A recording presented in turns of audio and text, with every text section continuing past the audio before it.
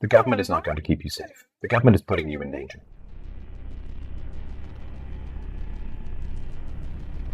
The government is now perceived to be taking care of communities. Well, the government is not taking care of communities.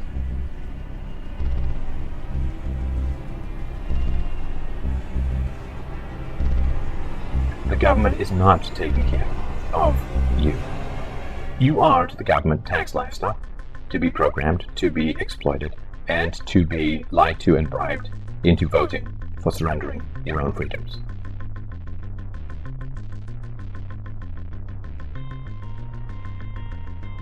The government is not your friend. The government is not your father. The government is not your husband.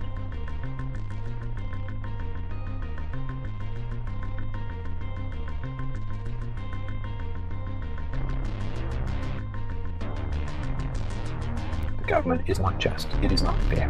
The government is force. The government is the only agency able to legally initiate the use of force against you.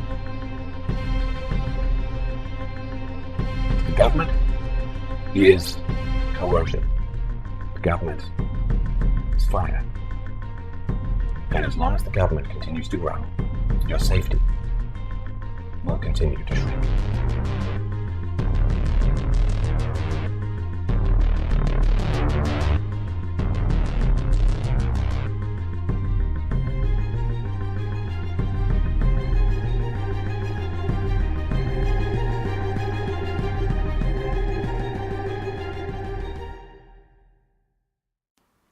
The End of All Evil, La fin du mal sur Terre, est un livre que j'ai décidé de traduire et mettre en ligne en livre audio avec le texte.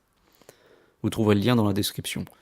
Ici, je souhaite simplement faire une introduction du livre et dire brièvement ce que j'en pense, en espérant donner assez de contexte pour éviter une mauvaise lecture de cet ouvrage. C'est un livre très court, apparemment publié en amateur, car on pouvait voir sa fiche produit à une époque sur Amazon, mais sans pouvoir l'acheter. Donc je ne pense pas qu'il ait jamais été imprimé. Son auteur affiché est Jeremy Locke, ce qui peut très bien être un pseudonyme. En fait, si je dis ça, c'est parce qu'il existe une théorie sur son auteur véritable. En effet, j'ai entendu parler de ce livre avec éloge par le biais de l'américain Mark Passio, dont j'ai déjà publié des traductions. C'est un podcasteur spécialisé dans l'occulte, plutôt libertarien et résolument anti-étatiste. Il s'exprime activement sur les thèmes de la liberté, des lois naturelles et des méthodes de contrôle mental, c'est-à-dire de destruction de la liberté. Il n'y a donc pas à s'étonner si certains de ses auditeurs le suspectent d'être le véritable auteur de ce livre. La fin du mal sur Terre est un livre concis, ne se rattachant directement à aucune idéologie et utilisant un langage simple et franc. Les extraits que vous venez de voir se succéder à l'écran sont assez représentatifs de son contenu. Son propos porte sur le mal, qu'il définit in fine comme étant la destruction de la liberté. Comment ce mal a pris forme au cours de l'histoire pour pourrir l'humanité et gâcher son potentiel, et pourquoi ce mal ne pourra pas durer éternellement. Les exemples historiques qu'il utilise sont parfois simplistes et très discutables, mais ces exemples ne servent qu'à appuyer son propos, que je trouve en lui-même assez intéressant et souvent juste.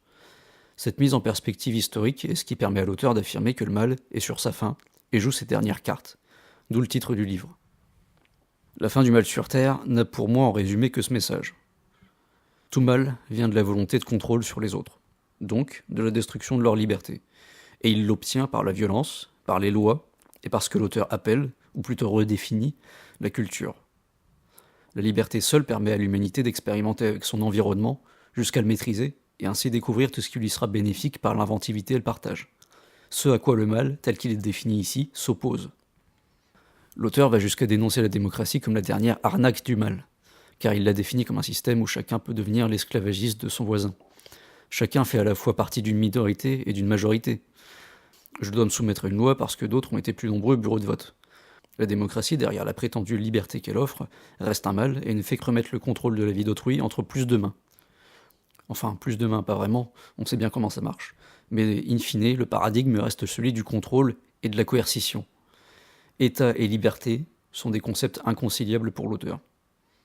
Ce qui, on peut le dire, en fait un ouvrage anarchiste, même si l'auteur, à de nombreuses reprises dans le livre, cherche à se détacher de ce terme, en disant bien que ce qu'on appelle l'anarchie, ça n'existe pas. La seule chose qui existe, c'est la tyrannie.